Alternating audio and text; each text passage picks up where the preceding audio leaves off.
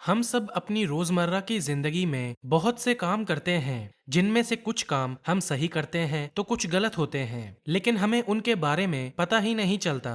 ज्यादा से ज्यादा टूथपेस्ट इस्तेमाल करना और खाने के बाद फौरन पानी पी लेना, कानों को कॉटन बड्स और क्यू टिप से साफ करना और तो और फेस को जोर जोर से रगड़ के साफ करना, ये सभी चीजें गलत और नुकसानदेह हो सकती हैं। ऐसी ही बहुत सी कॉमन मिस्टेक्स के बारे में आज हम इस वीडियो में बात करेंगे, तो जानने के लिए वीडियो के एंड तक बने रहिएगा। तो चलिए शुरू करते हैं। Number 9, sleeping just after having food.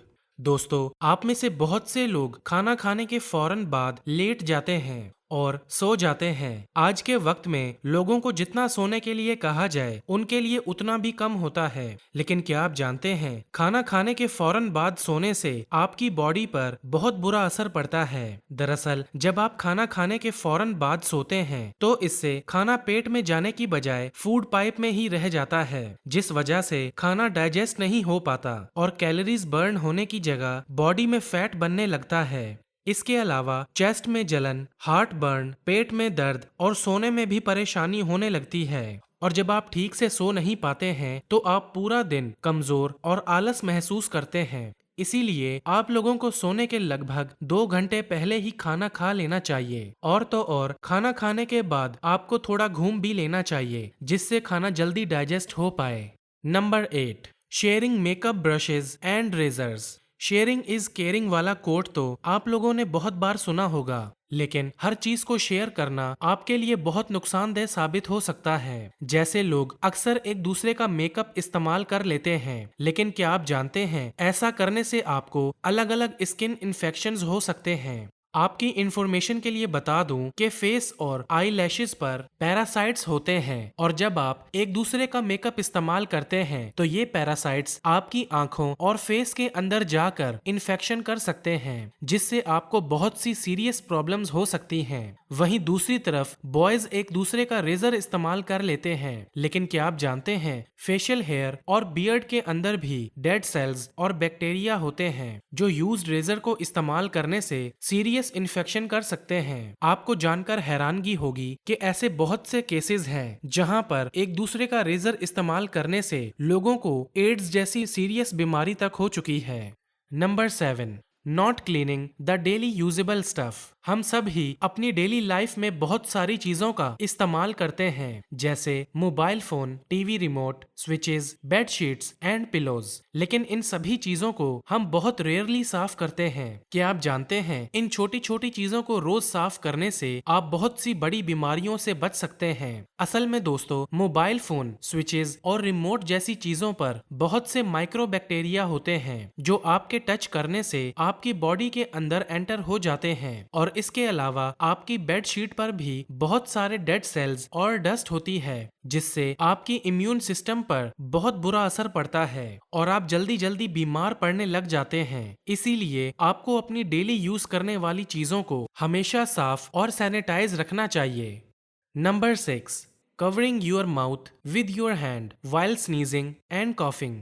आपने अक्सर लोगों को कहते हुए सुना होगा कि खांसते और छींकते वक्त हमेशा अपने फेस को ढक लेना चाहिए, लेकिन क्या आपको फेस को सही ढंग से ढकने का तरीका पता है? दोस्तों, आपको कभी भी खांसते और छींकते वक्त अपने हाथों से फेस को कवर नहीं करना चाहिए। असल में दोस्तों, जब आप खांसते या छींकते हैं तो बहुत से जर्म्स आपकी बॉडी से बाहर निकल जाते हैं और जब आप इस दौरान फेस को हाथों से कवर कर लेते हैं तो वो हार्मफुल जर्म्स आपके हाथों पर आ जाते हैं, तो जाने अनजाने में वो जर्म्स आपके हाथों से वापस आपकी बॉडी में एंटर हो जाते हैं। इसीलिए दोस्तों, आपको हमेशा खांसते या छींकते वक्त हाथों की जगह एक साफ टिश्यू पेपर इस्तेमाल करना चाहिए, जिसे आप फौरन डिस्पोज कर सकें। एक बार इस्तेमाल किए हुए टिश्यू को भी आपको बार बार इस्तेमाल नहीं करना चाहिए।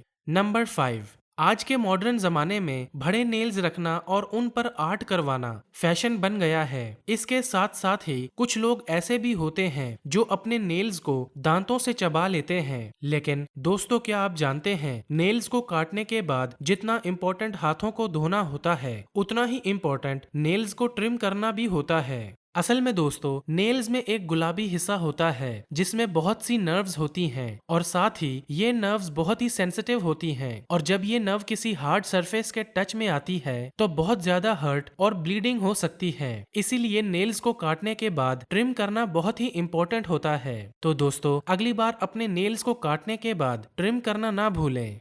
Number 4, drinking water just after having food. आजकल लोग खाना कम खाते हैं और पानी ज्यादा पीते हैं, लेकिन क्या आपको पता है ऐसा करना आपके इम्यून और डाइजेस्टिव सिस्टम के लिए बहुत ही खतरनाक हो सकता है। चलिए हम आपको बताते हैं। असल में खाना खाने के फौरन बाद पानी पीने से डाइजेस्टिव सिस्टम पर बहुत बुरा असर पड़ता है। दरअसल जब आप खाना खाते हैं तो उसके फौरन बाद ही आपके पेट में हाइड्रोक्लोराइड एसिड और इसके ही जैसे दूसरे एसिड्स बनने लगते हैं जो फूड को डाइजेस्ट करने में मदद करते हैं, और जब आप इस दौरान पानी पी लेते हैं तो इन एसिड्स में पानी मिल जाता है जिससे एसिड्स की इंटेंसिटी कम हो जाती है और खाना पूरी तरह से डाइजेस्ट नहीं हो पाता, जिससे अल्टीमेटली पूरा डाइजेस्टिव सिस्टम बिगड़ जाता है। इसीलिए आपको खाना खाने के फौरन बाद पानी नहीं पीना चाहिए, लेकिन अगर आप चाहें तो खाना खाने के बाद 1 या 2 घूंट पानी पी सकते हैं, पर उससे ज्यादा पानी खतरनाक साबित हो सकता है। Number 3, taking excess toothpaste on toothbrush.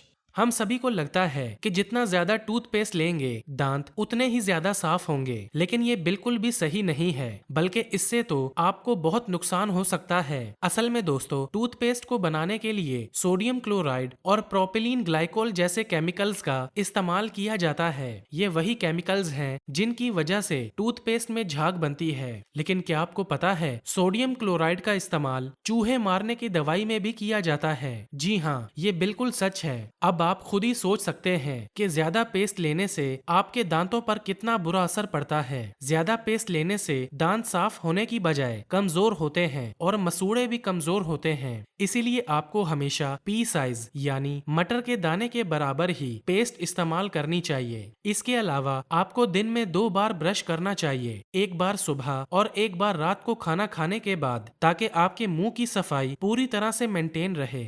Number 2, using cotton buds Q-tips to clean the inside of your ears. कान को साफ करने के लिए कॉटन बड्स और Q-tips जैसे टूल्स का इस्तेमाल बहुत आम सी बात है, लेकिन क्या आपको पता है इन चीजों का इस्तेमाल आपके कान के लिए बहुत ही खतरनाक साबित हो सकता है। कान हमारे 5 सेंस ऑर्गन्स में से एक ऑर्गन होता है जो बॉडी का बहुत ही नाजुक हिस्सा होता है। दरअसल दोस्तों, कान की इनर कैविटी बहुत ही नाजुक होती है जो कॉटन बड्स और Q-tips जैसी शार्प चीजों से डैमेज हो सकती है। इसके अलावा Q-tips असल में वैक्स को कान के अंदर और ज्यादा पुश कर देती है, जिससे अल्टीमेटली ईयर ड्रम के डैमेज होने के चांसेस बढ़ जाते हैं और आप अपनी सुनने की सलाहियत खो सकते हैं। इसीलिए अगर आप अपने कान को साफ करना भी चाहते हैं तो इन टूल्स से आपको सिर्फ अपने कान के आउटर हिस्से को साफ करना चाहिए। कान के अंदर की डीप सफाई आपको किसी प्रोफेशनल डॉक्टर से ही करवानी चाहिए, या फिर अगर आप खुद भी अपना कान साफ करना चाहते हैं तो इससे पहले कान साफ करने के